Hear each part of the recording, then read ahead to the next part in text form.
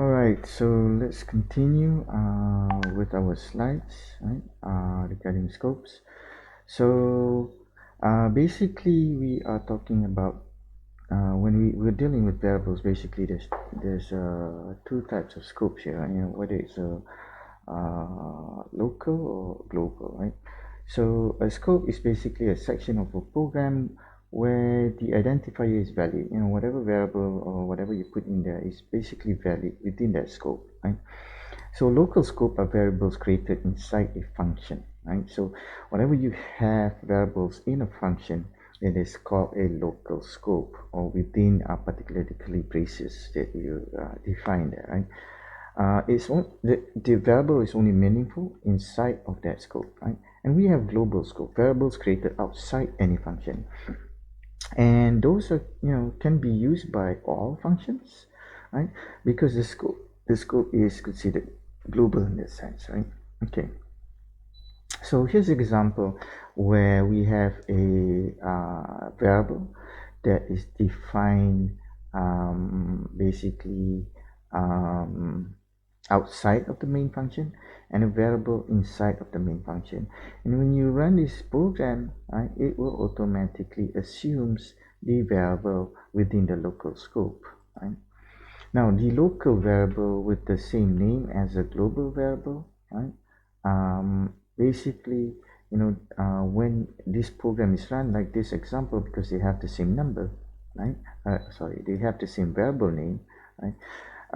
What it turns out to be is that in how the compiler will take it, it will take precedence of the local scope over the global one, right? So it will always take the local variable because it is within the scope. If you want to use variable that is outside of your local variable, then you need to use the scope resolution operator that has a double colon before the variable name.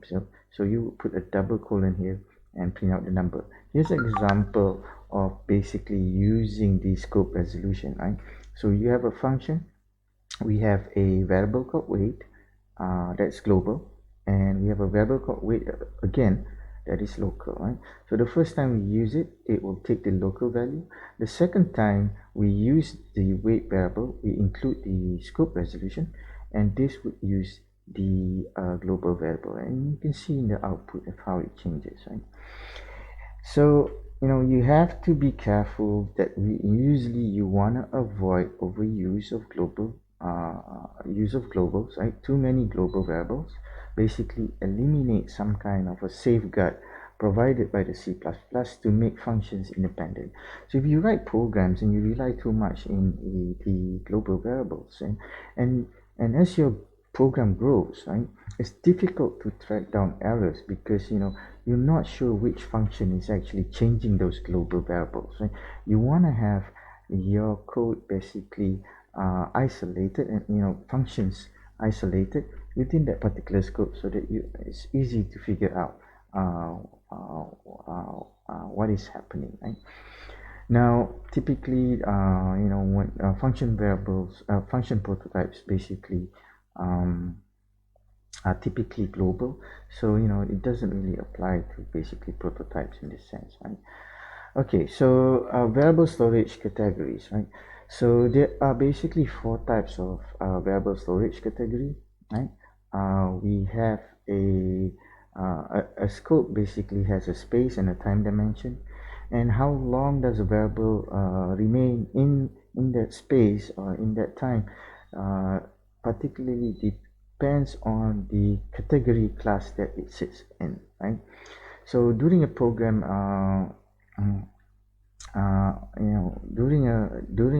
during a program execution, a variable may be created because it is the compiler basically create it and reserve some kind of space for the variable in memory, right? So all variable basically are released back to the operating system when the program has finished executing or finished running, right? So during program execution, basically there are temporary storage locations that are being reserved for that particular variable, right? and it determines basically the storage category basically determines the length of time that the variable is created, right? And it basically is for category stages here, category classes here. We have auto, static, extern, and registers. Right? Okay. So a local variable storage category can only be a member of either auto, static, or register class, right?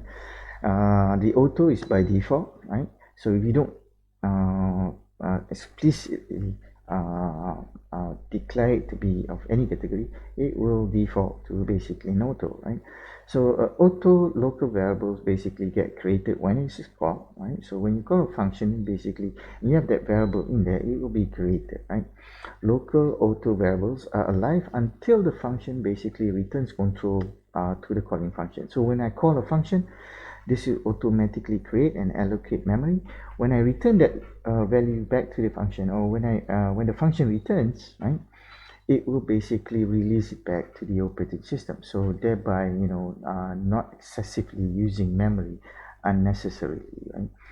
Now, in a static variable, if we want that variable values to remain, right, as it is, and this can be done, right, by declaring a static storage class, right? So bear in mind, when we have a variable name inside the function and we say maybe say count equals to 0, every time we enter that function, right, the count will reset itself to 0 because this is the time when it is being created, right? But if we want it to maybe count the number of time we enter a function, then we need a variable within that local scope that is static, right? That would remain within the lifetime of the program itself, right? So initialization of a static variable in local or in global variables, right, are basically done once when the program is first compiled, and only basically mostly only constant or constant expressions are allowed on it, right? So let's look at the example here. We have a function called teststat, right? And we have a count, right? Count is a local auto variable, right? And we can call teststat here, right? Now when we call the function, we declare another variable called static integer num, right? So this is a number, is a local static variable, right? And it will output the current value, right? And num plus plus, right? So we would expect in this program, because this is a static variable, it will keep on counting every time it enters this function, right?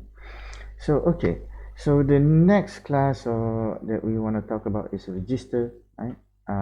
It is same as auto class except for the location of the storage for class variables, right? Now register storage class are higher in speed, right? And can be accessed faster than normal memory areas, right? So if you're looking into performance, right, then you would look into using a class variable that is using register.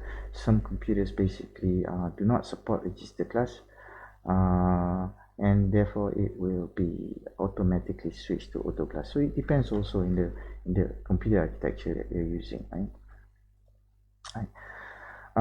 For global variable storage classes, global variables are created by definition statements external to a function, right? So if you have a global variable, right, it will sit outside of a function, right? It does not come and go with the calling function. So once it is created, a global variable is alive until the program finishes, basically, right? Because it's in the whole program, right? It's a global scope, right? It may be declared as a member of a static or an extern class, right?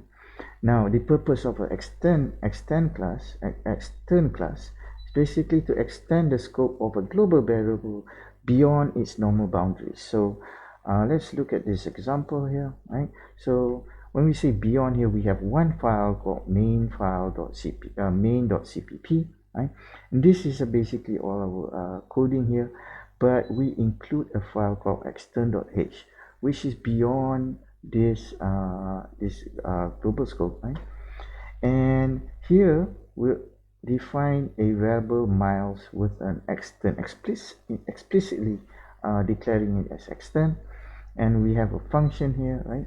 So here we can have this, we include this function prototype that we included here, right? So we're including a different file here, a header file that has a function and an extern file, right?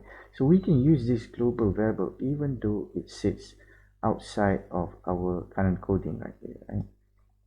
All right, so this is for scopes, and we'll stop here, and maybe can take a break, and we'll come back talking about random variables in the next video. Right. Thank you very much.